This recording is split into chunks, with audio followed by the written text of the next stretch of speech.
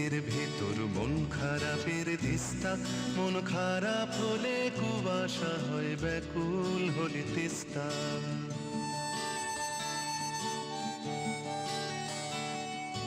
মেঘ পিয়নের ব্যাগের ভেতর মন খারাপের দিস্তা, মন খারাপ। আজকে আমাদের চতুর্থ দিন। কুবেক থেকে নিউ ইয়র্কে ফেরার সময় হয়ে গেছে। তো এই যেতে যেতে আমাদের সমস্ত ট্যুর প্ল্যানটা আমি একটু বর্ণনা করতে চাই, পাশাপাশি খরচাপাতি কেমন হলো সেটাও জানিয়ে দিতে চাই, যাতে করে ভবিষ্যতে কেউ যদি বাজেট ফ্রেন্ডলি একটা ট্রিপ করতে চায় তার এই ইনফরমেশনগুলো কাজে লাগতে পারে। সো প্ল্যানিংয়ের শুরুতে ছিল যে কোন সময়টাতে যাব। আমরা এমন একটা সময় বেছে নিয়েছিলাম, স্প্রিং, এপ্রিলের শেষের দিকে, যখন ওয়েদারটা ভালো দিকে যাচ্ছে, পাশাপাশি খুব গরম না বা সামার না, প্লাস খুব ক্রাউডেড না।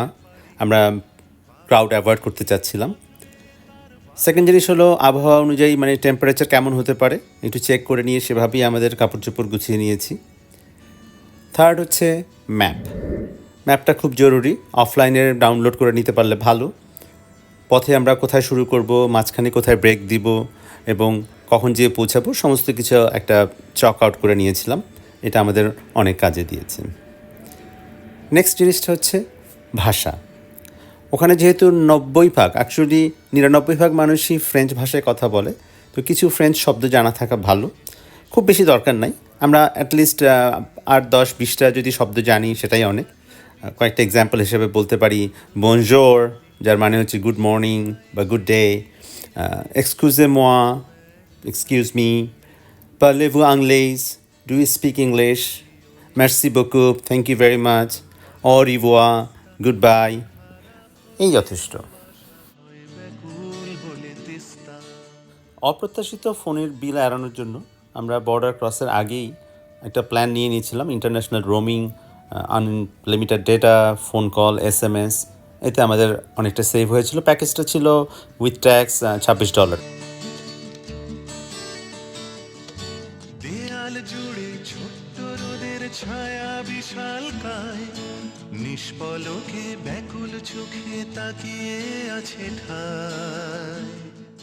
আমরা একটা বাজেট ফ্রেন্ডলি ট্যুর করতে চেয়েছিলাম, তো সেভাবেই আগে থেকে একটু প্রস্তুতি নেওয়া ছিল।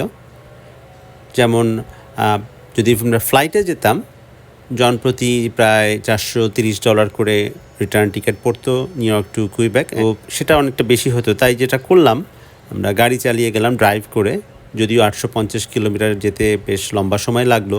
তারপর আমরা এনজয় করেছি কারণ পথের ভিউটা ছিল অসাধারণ এবং এতে আমাদের মাত্র $150 গ্যাস খরচ হয়েছিল, যেটা আমরা 4 জনের ফ্লাইটে গেলে যেটা অলমোস্ট $1800 খরচ হতো। এই জায়গায় আমরা একটা বড় রকমের সেভ করেছি। আর মন খারাপের খবর আসে আকাশে মেঘ করে, সারা আকাশ জুড়ে। দ্বিতীয় যে সেভিংসের জায়গাটা ছিল সেটা হচ্ছে হোটেল ভাড়া করব নাকি এয়ারবিএনবি। তো কম্পেয়ার করে দেখলাম হোটেলের একটা রুমের ভাড়া যেটাতে আমরা পছন্দ করছিলাম সেখানে $250 থেকে $400 প্রতিটা রুমের ভাড়া। তো আমাদের তো 2টো রুম লাগতোই, তো 3 রাতের জন্য একটা বড় অ্যামাউন্ট খরচ হতো।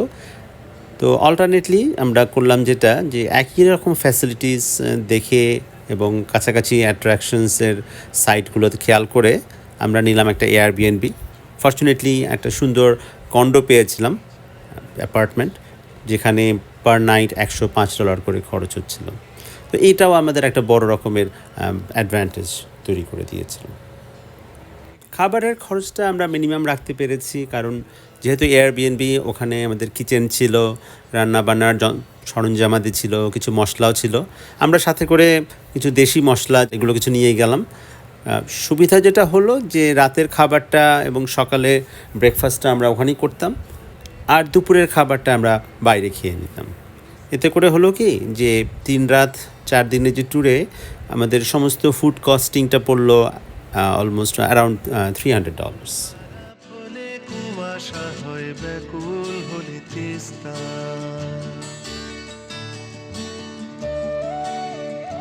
এরপরে হলো কিছু অ্যাট্রাকশনসের এন্ট্রি ফ্রি, যেমন আমরা মন্টমোরেন্সি ফলসে গেলাম, মিউজিয়ামে ঢুকলাম এবং আরও যে ফেরিতে নদীর এপার ওপার গেলাম। এইসবে টিকিটের খরচ হলো প্রায় $100 মতো।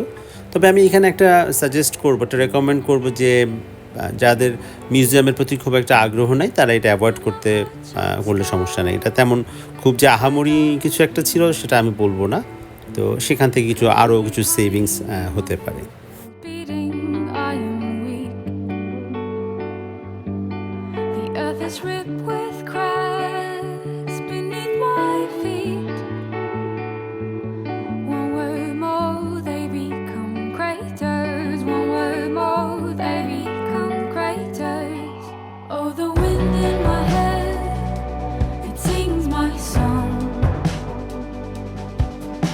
To be a wanderer and to go home.